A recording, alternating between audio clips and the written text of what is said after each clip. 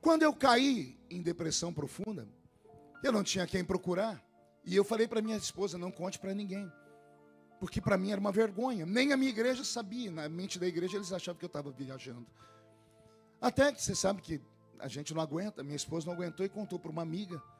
E essa amiga morava lá em Israel. Mora até hoje.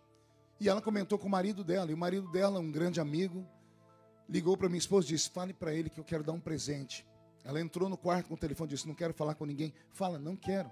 Ela botou no viva voz, ele dizendo, eu quero que você venha para Israel, vou te dar de presente uma passagem para você e para sua família. Aí todo mundo entrou no quarto e disse, vamos, pai, vamos, é de graça. De graça até injeção na testa, né? E aí, pela família, eu fiz o sacrifício. E fui lá para Israel. Ele me hospedou num hotel chique, lá tudo é muito bonito. Só que eu não tinha vida. Meus olhos não brilhavam mais. A comida não tinha sabor. As cores não tinham beleza. O perfume não tinha cheiro. Isso é o resultado de quem está com depressão. Tudo perde o sentido. Elas insistiam para eu sair do quarto, diziam, não vou sair, podem ir vocês, para mim está bom, aqui dentro está bom, já estou em Jerusalém, está muito bom, aqui é a Terra Santa, quem sabe acontece um milagre. No segundo dia que eu estou lá, bateram a porta do quarto, 2 da tarde, a família tinha saído. Eu não queria abrir, mas a pessoa insistiu de um tanto. Eu tinha colocado aquele papel lá fora, não incomode. Eu falei, essa camareira é chata. Insistiu tanto que eu fui abrir a porta. Quando eu abri a porta, não era camareira, era um rabino messiânico. Um rabino que falava português. E ele era muito fofinho. Ele tinha uma barba, mas desse tamanho assim, branca, e ele ficava fazendo assim. Eu tive vontade de agarrar a barba dele umas 3 vezes. Ele era gordinho, um óculos assim, fundinho de garrafa. Ele usando aquela roupa toda preta, com aquele negocinho amarrado aqui do lado. Ele parecia o Papai Noel. É sério. Eu abri a porta e disse, pois não, disse, o senhor é Marco Feliciano? Disse, sim. Ele disse, eu fui contratado para vir aqui dar para o senhor uma brahá. Eu disse, brá o quê? Ele disse, uma brahá. Eu disse, o que é brahá? Uma oração. Eu falei, sério, sério, quem mandou? Ele pegou o nome, e quando ele era meu amigo. Esse meu amigo é judeu. E ele falou, ele me contratou. Eu falei, contratou como? Ele me pagou $100 para eu vir aqui te abençoar. E eu preciso entrar, senão eu tenho que devolver o dinheiro para ele. Eu falei, tem certeza? Não dá para o senhor abençoar? Não, eu tenho que entrar. Aí foi uma loucura. Pergunte por quê. Quando eu abri a porta, eu não tinha olhado do lado esquerdo nem do lado direito, Wesley. Eu só vi o homem. Quando ele foi entrar, ele pegou a mão que estava aqui atrás da parede e a outra do lado de cá. E ele entrou com uma lata de óleo de 5 litros. De óleo de azeite. 5 litros. E do outro um saco cheio de cordinha vermelha. Eu falei, Jesus, isso é macumba. O que ele vai fazer com esse óleo? Eu falei, o que é isso? Ele, vou ungir. Eu falei, 5 litros? E tem que deixar tudo aqui. Eu falei, meu Deus, vai acabar com a minha vida. A gente unge com uma gotinha de óleo na testa. Ele levou 5 litros de óleo. Ele falou, você me dá licença? Eu falei, fica à vontade. Ele ungiu tudo que você possa imaginar, peça por peça de roupa, minha Bíblia. Ele abriu minha bolsa, tudo que era objeto meu, da família, ele foi ungindo tudo. Ele ungiu a parede, ele gastou quase os 5 litros de óleo. Ele ungiu minha mão, minha perna, passou o óleo na testa, na nuca. Eu falei, meu Deus do céu, eu estou recebendo um passe aqui. Eu sou pastor, meu Deus. Depois, não basta o que eu estou passando.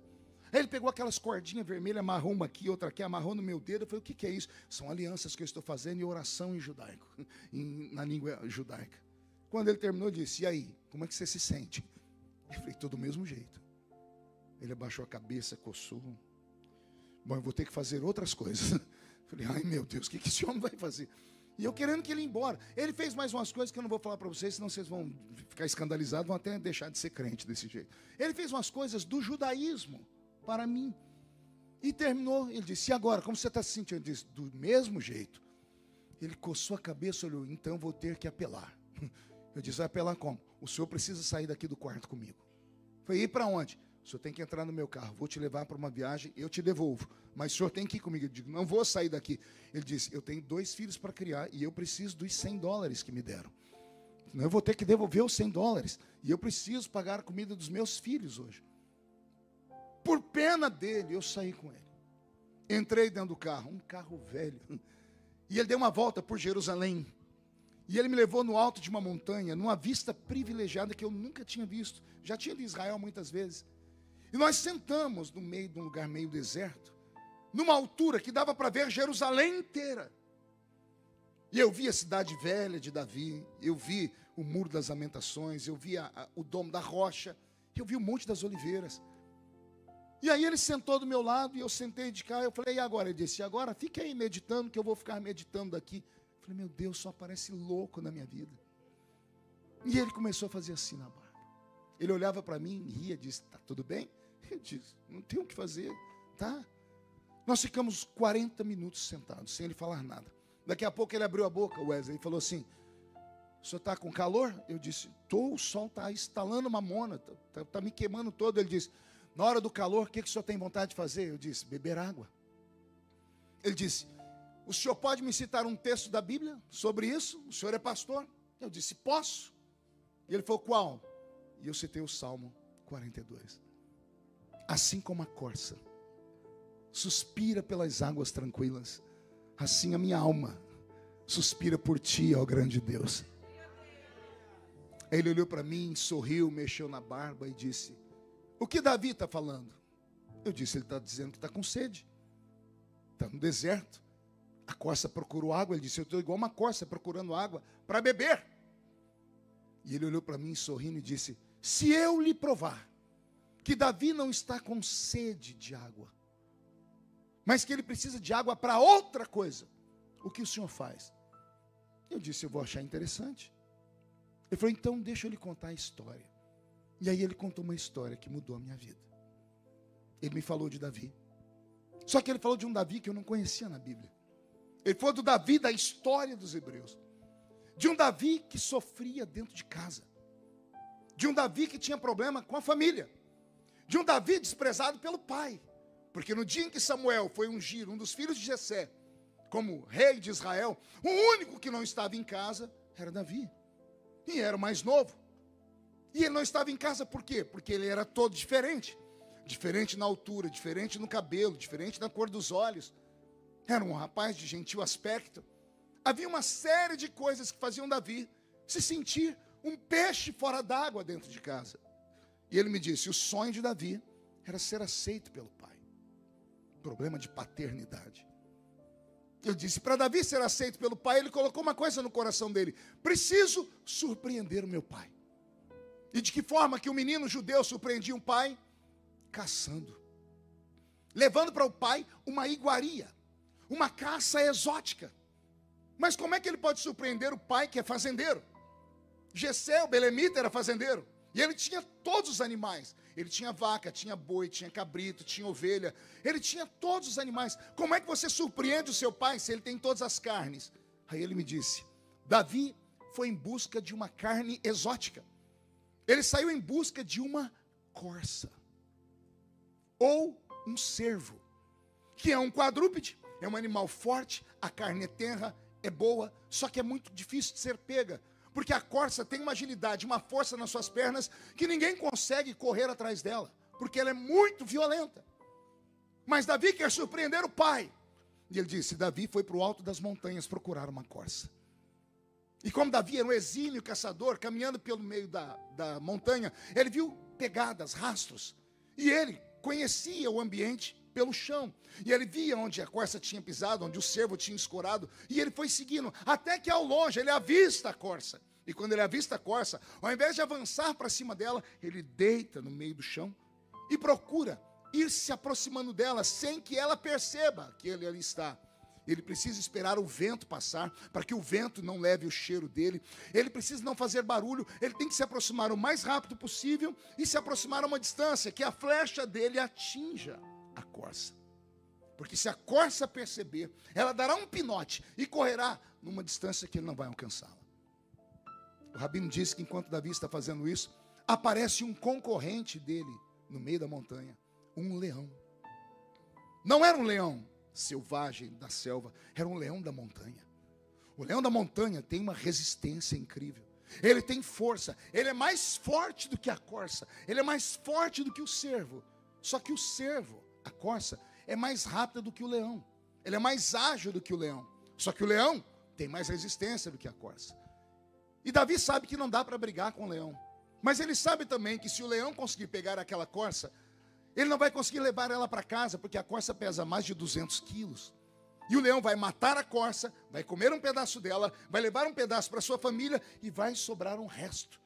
Então Davi tira o foco da corça e começa a olhar o leão. Ele diz, eu fico com o resto do leão. E o leão, quando percebe a corça, também não pode correr, porque se ele correr, a corça vai perceber, e ela é mais ágil do que ele. Então o leão vai indo pelas beiradas, pelas brumas, até que em certo momento é impossível não ser notado. E a corça, quando percebe o leão, ela sai correndo. E quando ela sai correndo, o leão corre atrás da corça, e Davi corre atrás do leão. E Davi sabe que chega um momento que ele não vai mais ver nem leão nem corça, mas as pegadas no chão vão levar ele até ela. E o leão também sabe que não dá para concorrer com a corça na velocidade. Porém, ele tem mais resistência do que a corça. E a corça, por ser um animal que conhece o predador, sabe que ela está perdida. Pergunte por quê? Porque o leão tem um dom. Ele tem um olfato. Que quando ele sente o cheiro da corça, a corça pode ir para onde ela for. Ela pode sumir de vista. O leão vai procurar ela como se tivesse ficado um rastro invisível. E por que ela transpira? Medo. A corça libera o cheiro do medo. Você sabia que alguns animais conseguem isso? Alguns animais sentem o cheiro do medo. Alguém aqui já teve a experiência de estar passando numa rua, aí você olha, tem aquela porcaria daquele chihuahua. Ele é do tamanho da sua mão, parece um rato. Aí você olha para ele, daqui a pouco ele começa a latir. Ele quer, você fala, meu Deus, olha o tamanho da criatura. E o pior, a gente sai de perto, porque aquele bichinho quando morde machuca. Por que é que esse chihuahua late pensando que é um pitbull? Porque ele sentiu o cheiro do medo. Cavalo sente o cheiro do medo. Sabia disso? Alguém aqui já foi da roça? É sério, eu estou aqui em Londres e tem gente que morou na roça. Você já sentou no cavalo? Eu lembro que uma vez meu avô me colocou em cima de um cavalo. Aquilo não era um cavalo. Aquilo era um pangaré. Alguém lembra do desenho do Pica-Pau? Lembra do pé de pano? Era igualzinho aquilo. Só tinha barriga, o infeliz. Ele andava até encurvado de tanta barriga. Meu avô me colocou em cima daquela porcaria. E eu sentei, meu avô falou, cuidado, falou, pode deixar, avô, eu sou peão de boiadeiro. Oh, meu Deus.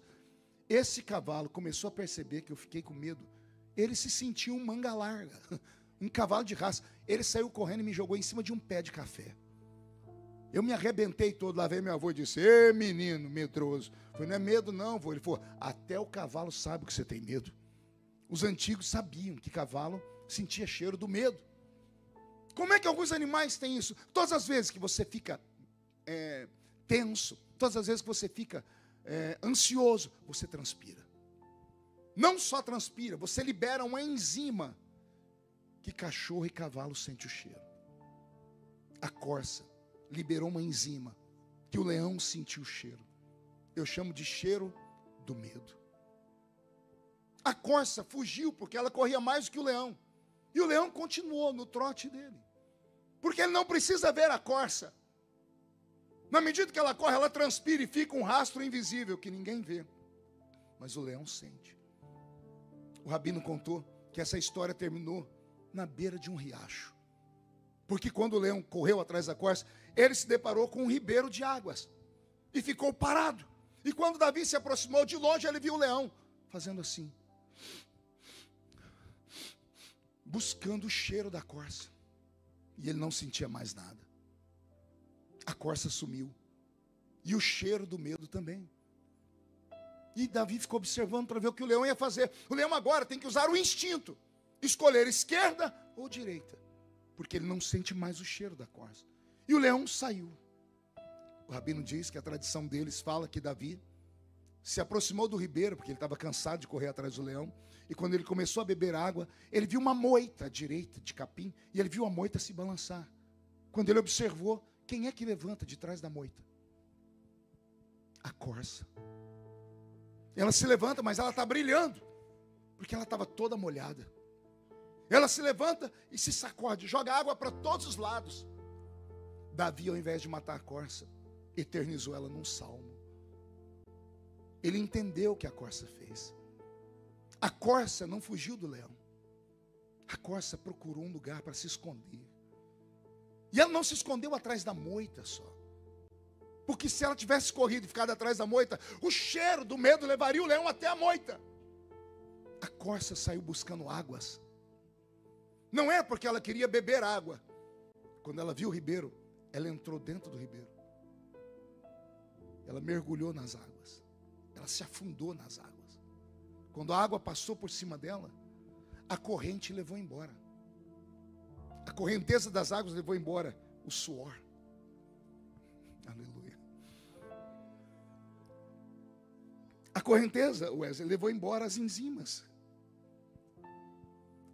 A correnteza levou embora o medo. O cheiro do medo. E aí Davi entendeu que tem vezes na vida que não dá para correr. Só tem um jeito de enfrentar o inimigo. É mergulhar nas águas. Aleluia. Eu sinto Jesus aqui. Quando eu vejo Davi, na minha imaginação, observando aquela corça que mergulhou nas águas, e ao invés de matá-la, ele eterniza ela. Ele está dizendo assim: Deus, a minha vida é igual a essa corça. Todos os dias tem um inimigo. Todos os dias tem alguém tentando roubar a minha bênção. Todos os dias tem alguém me julgando. Não bastasse as crises que eu passo. E tem dias que o inimigo é pesado, não dá para encarar ele. E aí não tem para onde ir. Porque se eu contar com a minha força, eu vou tombar. Só tem um jeito. É procurar águas tranquilas e mergulhar nas águas. A corça não estava com sede de águas. Ela queria que o medo dela desaparecesse. Quando o Rabino me contou essa história, eu tive uma crise de choro. E ele chegou perto de mim, ele não falou mais nada, ele só me deu um abraço. Ele passou meia hora abraçado comigo e eu chorei, mas chorei copiosamente. E eu comecei a balbuciar palavras falando: Senhor, prepare um ribeiro para mim. Eu preciso mergulhar, não dou conta mais de correr. Não dou conta mais de me esconder onde eu estou me escondendo, porque todo lugar que eu vou o diabo me encontra.